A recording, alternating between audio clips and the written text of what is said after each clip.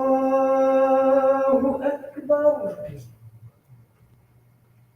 أشهد أن لا إله إلا الله. أشهد أن لا إله إلا الله. أشهد أن محمدا رسول الله. أشهد أن محمدا رسول الله. حي على الصلاة.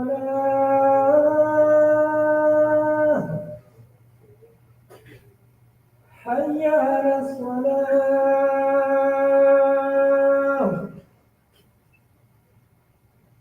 حي على الفلاح.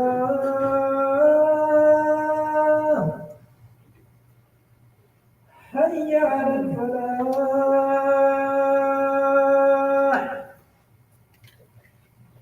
الله أكبر. الله أكبر. لا إله إلا الله.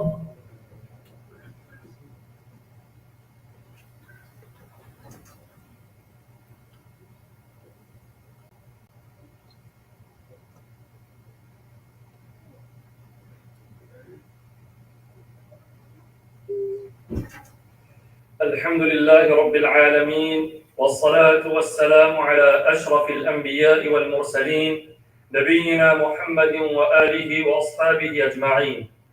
فقد قال جل وعلا في كتابه المجيد وفرقان الحميد بعد أن أقول أعوذ بالله من الشيطان الرجيم بسم الله الرحمن الرحيم أفلا يتدبرون القرآن أم على قلوب أقفالها إن الذين ارتدوا على أدبارهم من بعد ما تبين لهم الهدى الشيطان سول لهم وأملى لهم. صدق الله العظيم. وقال رسول الله صلى الله عليه وسلم خيركم من تعلم القرآن وعلمه أو كما قال عليه الصلاة والسلام. Honorable elders, respected brothers, mothers and sisters, Assalamu alaikum wa rahmatullahi wa barakatuh. Allah subhanahu wa ta'ala 1400 years ago, not only did He send down our beloved Habib Muhammadur Rasulullah sallallahu alayhi wa sallam as mercy to mankind, but along with him He sent down the glorious and noble Quran. And the Quran and the life of our beloved messenger go hand in hand. The Quran is something which we take guidance from, and the life of Prophet Muhammad is the exemplar of the Quran, and his Sunnah is what we follow. Today's discussion is in regards to unlocking our hearts through the Quran. Many times we know the importance of the Quran, we know that we should recite it, and we know and we value it. But how many of us truly, sincerely seek guidance through it? In the opening verse which I recited before you, Allah subhanahu wa ta'ala mentions, أَفَلَا يَتَدَبَّرُونَ الْقُرْآنَ أَمْ عَلَى قُلُوبٍ أَقْفَالُهَا. Allah mentions in Surah Muhammad that do they not reflect on the Quran, or are there locks upon their hearts? Do the individuals, does mankind, do they not reflect on the Quran, or are there locks placed upon their hearts? And then he goes on into the following verse to go on and mention, إِنَّ الَّذِينَ ارْتَدُّوا عَلَىٰ أَدْبَارِهِمْ مِنْ بعد ما تبين لهم الهدى الشيطان سول لهم وأملى لهم.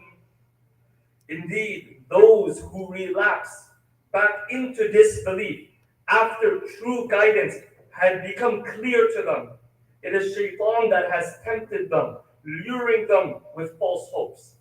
It is these two verses that we will talk about inshallah today. In the first verse, when Allah mentions that, do they not reflect upon the Quran, or are there rocks placed upon their hearts? The first thing we realize from this verse is that the Quran was not revealed just for recitation. The Quran was revealed for recitation, but more so for tadabbur, reflection, understanding, comprehension, seeking guidance from the Quran. Many of us, we know the importance of the recitation of the Quran, and we give it its value, and we must recite. But along with that, the tadabbur is equally important. Number two, we realize that in the Quran, many people think that the Quran and understand the Quran is something to do with the intellect. Yes, from one perspective, it is. You do have aspects of the Quran which use your intellect to understand. But here Allah uses tadabbur, Quran, and qulub in the same verse, highlighting the importance of the Quran with our hearts. Highlighting the importance of the Quran with our hearts. The fundamental right of the Quran upon us is not just getting the knowledge of the Quran. Yes, it's very important to get the knowledge, but it's also the tadabbur, the reflection, contemplation. When was the last time we actually opened up the Quran and we opened up a verse and we literally just recited that verse and we just sat there reflecting? But what is Allah trying to tell me through this verse? What is Allah trying to make me aware of? When was the last time we were able to recite a verse and our faith, our connection with Allah increased? These are questions we must ask ourselves. Then the following thing, thinking about something is considered to be an intellectual exercise. But here when Allah mentions the Quran with qulub, Allah is highlighting the importance of the Quran being attached with our hearts, and the importance of our hearts being attached with the Quran. Now, for an individual to do tadabbur, there are a few prerequisites. Number one, before we can have true tadabbur, the first prerequisite is that we must remind ourselves that the Quran is perfect, but our ability to understand it is limited. All of us believe and accept that the Quran is perfect. And now knowing that the Quran is perfect, but our understanding of the Quran is limited. Hence you hear individuals say, and you have these, clips that on, throughout social media or on the internet or articles and this and that. Oh, this thing being disproven in the Quran, that thing. It's because those individuals have a limited understanding of what the Quran is trying to say. Or at times, individuals will take verses of the Quran and misinterpret those verses, or use it out of context, or not understand what Allah is trying to highlight in the above verses or the verse that come after, understanding the whole picture of the verse, but rather they take it out of context. Number two, the culture that we live in today is all about constant critique. Whether that's on Google reviews, Yelp, whether it's about restaurants, whether it's about places that you go, everything is all about critiquing. You go eat this food, give it a rating 3 out of 5. You go here, I rate this place 7 out of 10. Everything is all about critiquing. Yeah, the site was nice, but it was a little bit. Everything is about critiquing. And so, even though we understand that the Quran is perfect, but this notion of constant critiquing things has become subconscious to us. It's not that we do it consciously, it's become subconscious to us because of the society we live in. So when we have this mindset of constant critiquing, it does not allow for the true wisdom and gems of the Quran to enter our hearts. Hence, it is a prerequisite that we open our hearts. And when we try to do tadabbur, we approach the Quran with genuineness and sincerity. Moving forward, Allah subhanahu wa ta'ala, in the opening After Surah Al-Fatiha, the longest surah in the Quran, Surah Al-Baqarah and various other surahs, he begins the surah off by saying, Alif Lam Mim. In other surahs we have, Yasin, Alif Lam Mim, Saad. Various surahs at the beginning, the first thing that's mentioned are these letters. These letters are known as the huruf al-muqatta'at. What is the purpose that Allah subhanahu wa ta'ala placed these? First and foremost, Allah placed the huruf al-muqatta'at, but you and I don't know what the meaning of it is. Only Allah knows what the meaning of it is. So Allah, by placing this and telling us that you don't know what the meaning is, He is indicating and telling us that the Quran is perfect, number one. But number two, He is the Khaliq and we are the Makhluk. And being the servants of Allah, being insan that make mistakes, we do not understand and nor do we have all of the knowledge regarding the Quran. That's why we see understandings of the Quran. The gems that the Mufassirun are able to extract from the different verses, from the different surahs. Allah is telling us through these huruf al-muqatta'at that your understanding is limited. So there's a distinction that must be made between knowledge and guidance. Knowledge is something that an individual, from the time that they're born till the time that they die, they're constantly learning. Whether some learn at a rapid pace, some learn at a slower pace. But if you notice, from the time of when you were a baby till now, how much have you learned? When you were a baby, you didn't know anything. And now you know many, many different things. So knowledge is in constant increase. It's a line that's constantly linearly going up. But guidance, faith, guidance, connection with Allah, our relationship with the Quran, our relationship with Allah subhanahu wa ta'ala, we notice that at times it's very strong. Especially, when individuals go for Hajj or Umrah, or, in Ramadan, because of the worship and the ibadah that they do, the connection and bond they feel with the Quran and with Allah, it's very high. But then as time goes, it's constantly, the way that it's up and down, right? It's in relation to how much we are pursuing the Quran, how much we are pursuing Allah, how much ibadah we are doing, how much knowledge we are seeking. That's what the guidance is. Knowledge it's a path that's forward, but guides our connection with Allah.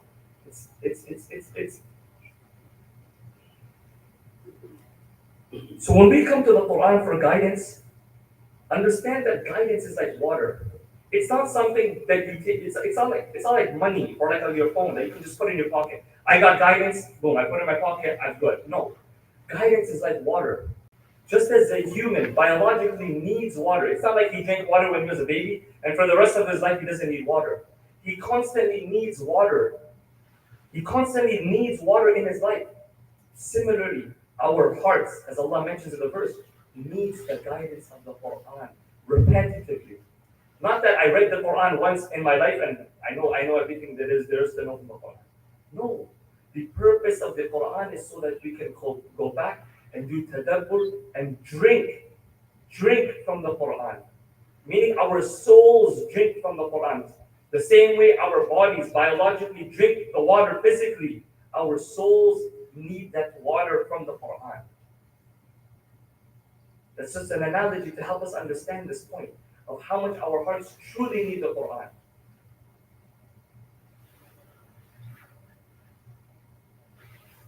Hence, when we look in Surah Al-Fatiha, every single raka'ah, we recite Surah Al-Fatiha. Hence, to the point that the Sahaba and the Prophet of Allah, they all recite Surah Al-Fatiha in every single salah. Why? In Surah Al-Fatiha, there is a verse in which Allah mentions and tells us to repetitively say, Ihdina as-sirata al-mustaqim. That, oh Allah, guide us to the straight path. Notice here, guide us. Guide us. Guidance is something we constantly need from Allah. Guidance is something we constantly need from Allah. And it's mentioned that when we want to talk to Allah, we stand up for salah. When we want to talk to Allah, we want to pour our hearts out to Allah, we stand up for salah. And when we want Allah to speak directly to us, we recite the Quran. We understand the Quran and we reflect over the Quran. To understand how great this Quran is, I don't need to share anything with you. One verse is just enough. One verse is just enough to highlight the importance of this Quran. Allah subhanahu wa ta'ala mentions, لو أنزلنا هذا القرآن على جبل لرأيته خاشعا متصدعا من خشية الله وتلك الأمثال نضربها للناس لعلهم يتفكرون. What does Allah subhanahu wa ta'ala tell us? He tells us, لو أنزلنا, that if we would have revealed this Quran على جبل, on a mountain, لرأيته خاشعا متصدعا من خشية الله, that if Allah were to reveal this Quran onto the mountains, you see how great and big these mountains are. Allah says that the mountains would crumble and turn into dust out of the fear of Allah. The weight of the Quran, the mountains would not be able to bear it. But Allah revealed this Quran onto the heart of our beloved Habib, Muhammadur Rasulullah sallallahu alayhi wa sallam. The Quran is something we need to reflect on. And it's not something that we recite in Ramadan to Ramadan. Or when I was a kid, I went to the madrasa, I learned it, I went to Islamic school, I learned it, and that's it.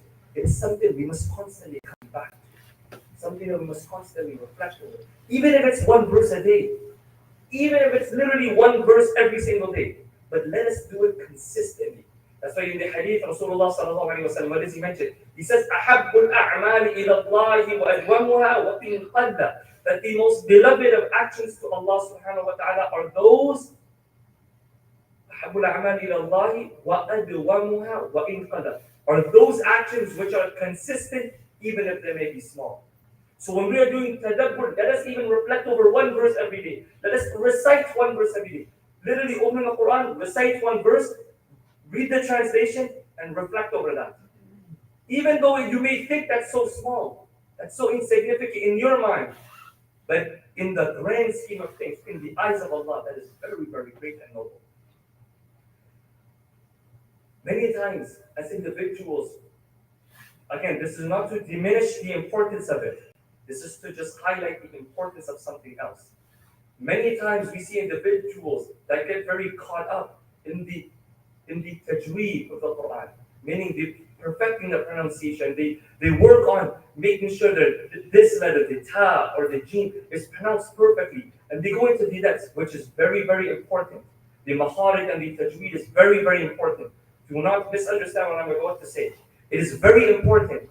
But many times when we get so caught up into this, that we forget the core fundamental reason why the Quran was revealed. And the core fundamental reason why the Quran was revealed was so that you and I could reflect, learn, understand, and get closer to Allah. That is the purpose of the Quran. The Quran was not revealed just to be recited. It was revealed to be recited, but more so understood, reflected upon, so that we can get closer to Allah. That is the purpose of the Quran, is to show us what is the true path, what is the right path, and what we must refrain from. I share with you a few points and then bring the discussion to a close. Allah subhanahu wa ta'ala, when He revealed this Quran, He sent it down as guidance for us. That's why in the verse, Allah subhanahu wa ta'ala, in the verse in Surah Al-Baqarah, He mentioned, شهر رمضان الذي أنزل فيه القرآن هدى للناس وبينات من الهدى والفرقان إلى آخر الآية, the verses long. And here He mentions that the month of Ramadan, we're not going to talk about that. The month of Ramadan is that month in which the Quran was revealed. أنزل فيه القرآن هدى للناس. This is the part that I want to highlight. هُدًى لِلنَّاسِ, that the Quran was sent as guidance for mankind. Many people misunderstand this verse and they think that the Quran was sent as a guide for us. No, Allah uses the words here. Quran was sent as guidance for us. What is the difference between a guide and guidance? A practical example. All of us have smartphones. In our smartphones, we have pre-installed maps, whether that may be Google Maps, Apple Maps, Waze, whatever it is. That app, that map is a guide. When you use it, you are now being guided. When you're using that app, you are now being guided. That map, when it's just sitting there, it's just a guide. The Quran was sent not just as a guide, in its literal sense, the Quran itself is guidance. Meaning, when you recite the Quran, you will be guided. When you do tadabbur of the Quran, you will be guided. When you learn and seek knowledge from the Quran, you will be guided. That's what the Quran is. It is guidance for you and I. And it is deep. And the thirst of our souls can only be quenched when we reflect and seek knowledge regarding the Quran.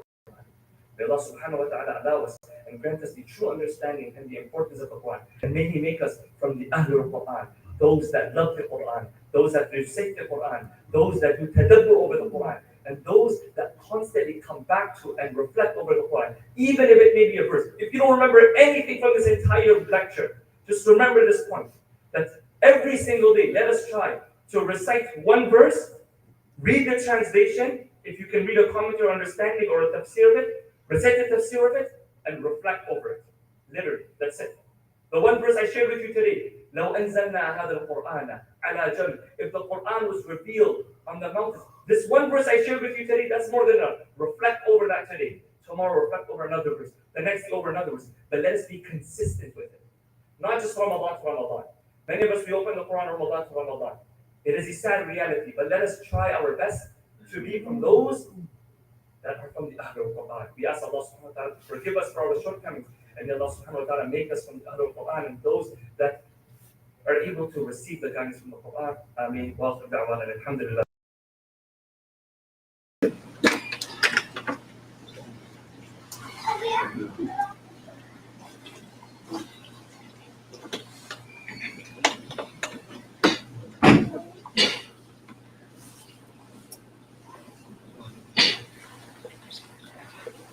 May I ask you, brothers, before I continue, to kindly move forward as we have more brothers coming in, so kindly fill in all of the rows in the gaps. Just a second, we have this front row over here. Kindly move forward. Jazakumullah. May Allah subhanahu wa ta'ala reward you abundantly. Ameen.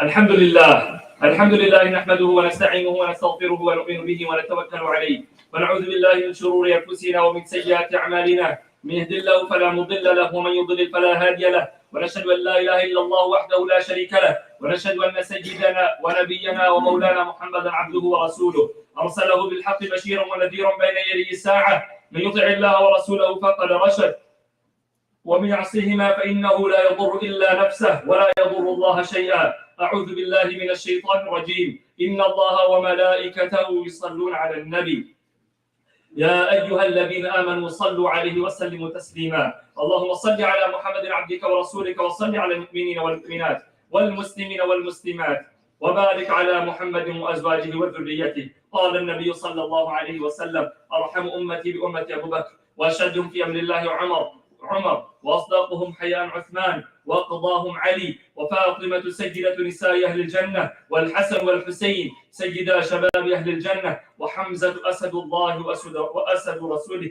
رضوان الله تعالى عليهم أجمعين اللهم اغفر للعباس ولده مغفرة ظاهرة وباطنة لا تغادر ذنبا الله في أصحابي لا تتخذوهم غرضا من بعدي فمن أحبهم فبحبي أحبهم ومن أبغضهم فببغضي أبغضهم وخير أمتي قرني ثم الذين يلونهم ثم الذين يلونهم اللهم أعز الإسلام والمسلمين اللهم انصر الإسلام والمسلمين في كل مكان واغفر اللهم لجميع المؤمنين والمؤمنات والمسلمين والمسلمات الأحياء منهم والأموات برحمتك يا أرحم الراحمين والحمد لله رب العالمين أعوذ بالله من الشيطان الرجيم. إن الله يأمر بالعدل والإحسان وإيتاء ذي القربى وينهى عن الفحشاء والمنكر والبغي يعظكم لعلكم تذكرون. اذكروا الله يذكركم وادعوه يستجب لكم ولذكر الله تعالى أعلى وأولى وأعز وأجل وأتم وأهم وأكبر والله يعلم ما تصنعون. أقم الصلاة. Before the Iqamah begins, I would like to just ask the brothers after the Salah if you could stay seated for 2 minutes. We have Brother Ibrahim that would like to share something. So inshallah, just be seated for maybe a minute and a half. No longer than inshallah, you can go inshallah. Jazakumullah. الله أكبر الله أكبر أشهد أن لا إله إلا الله أشهد أن محمدا رسول الله حي على الصلاة حي على الفلاح قد قامت الصلاة قد قامت الصلاة الله أكبر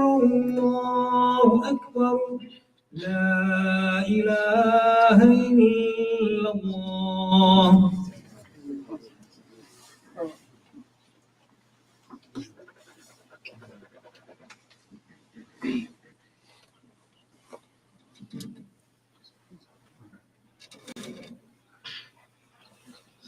So please make sure all of the rows are filled in. There are no gaps left between two individuals, and all cell phones are switched off. Jazakumullah. Allahu Akbar.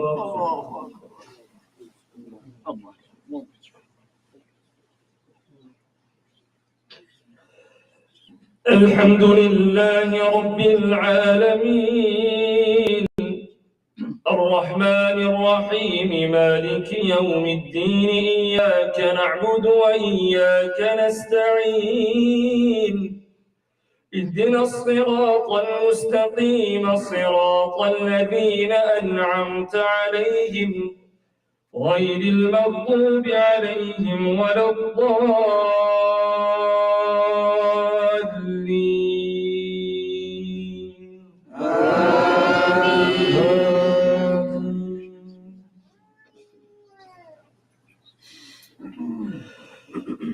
لو أنزلنا هذا القرآن على جبل لرأيته خاشعا متصدعا من خشية الله وتلك الأمثال نضربها للناس لعلهم يتفكرون.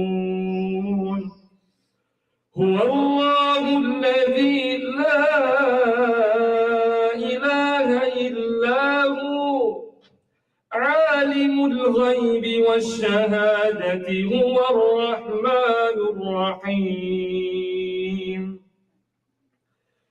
هو الله الذي لا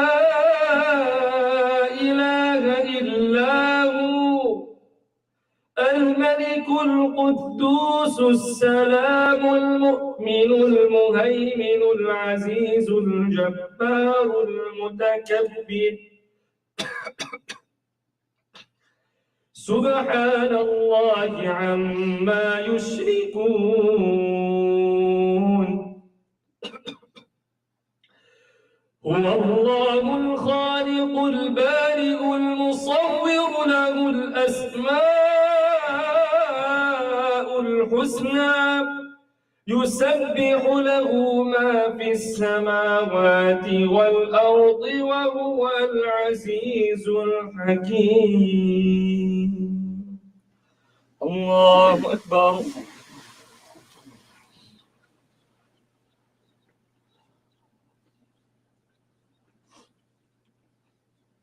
سمع الله لمن حمده. الله أكبر.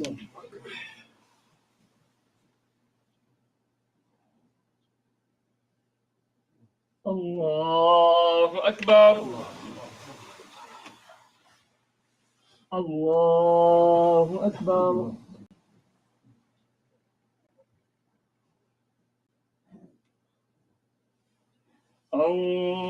الله أكبر. الحمد لله رب العالمين الرحمن الرحيم مالك يوم الدين إياك نعبد وإياك نستعين اهدنا الصراط المستقيم صراط الذين أنعمت عليهم غير المغضوب عليهم ولا الضالين آمين.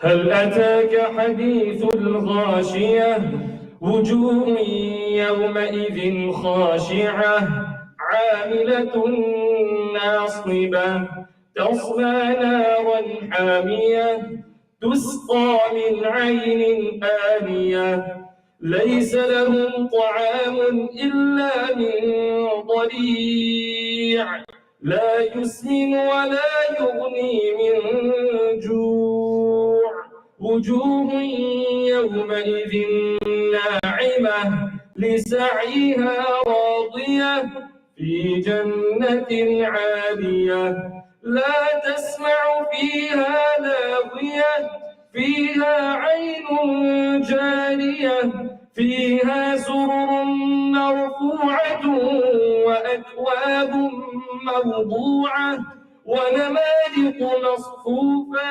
وزرابي مبثوثة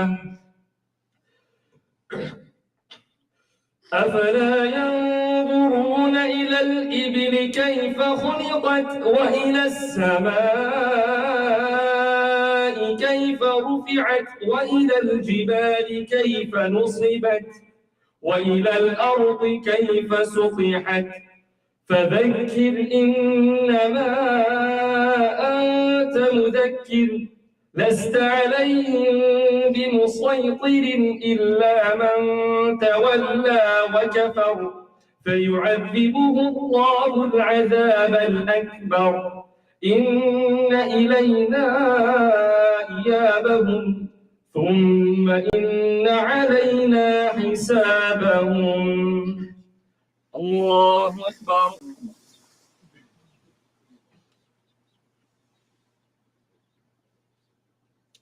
سمع الله لمن حمده الله أكبر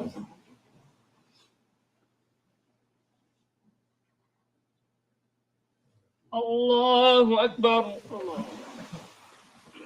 الله أكبر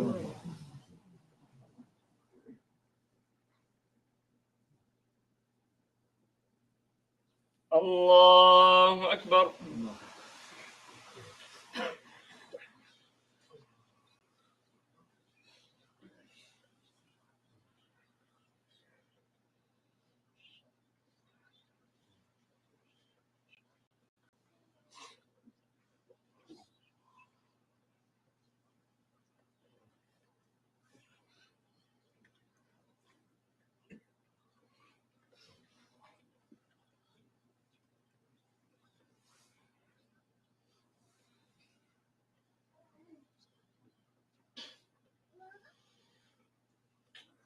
السلام عليكم ورحمة الله السلام عليكم ورحمة الله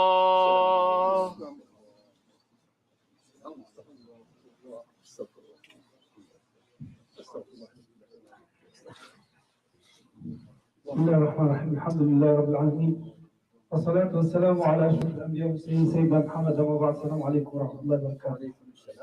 Alhamdulillah, I have a glad tidings for you today to share very, very good news. Alhamdulillah, that's why we want everybody, inshallah, if they can give me 2 minutes to share with you this beautiful good news and this beautiful Mubarak day, inshallah. Alhamdulillah, alhamdulillah, alhamdulillah. After and going back and forth with the church that we're trying to negotiate, which cost $6 million, finally they agreed to take $300,000 as a down payment. And this is from the blessing of Allah subhanahu wa ta'ala. As you all know, people who the real estate, $300,000 is a down payment of $1 million house. But this is from Allah subhanahu wa ta'ala. And this is the barakah of Allah subhanahu wa ta'ala. He granted us this beautiful place. This place that we trying to accommodate and buy, it has everything under one roof. It has the biggest gym, it has a banquet hall, it has a daycare, it has everything. The hall for the musallis, it can fit almost 1,000 sisters and brothers in it. So it's a it's a beautiful place. And our vision is to have a small Islamic YMCA there, where we can even get the non-Muslims to come and have non-event there because of the Islamophobia of what you know. This is the legacy that we want to go with this thing. So alhamdulillah, this is a very good cause. And we have $210,000, alhamdulillah. We are missing $90,000 until Friday. Friday is a due date. And we cannot show any hesitation with the owners. Because if they know we cannot come with $1,900,000, they're not going to trust us to get the $6 million within a year. This is how much pressures we have. But there is videos, and I'm explaining to people how I'm going to get the $6 million. I'm not just going to go on tawakkul. I don't do that. There is a way, there is a plan that we have, inshallah. But today, I want to let you know, when the person dies, he wants to come back and do one thing. Only one thing. No jihad, not salat, not Quran. One thing he wants to do. Sadaqah. Why this is so important? What's so important about sadaqah? That's what we are here for.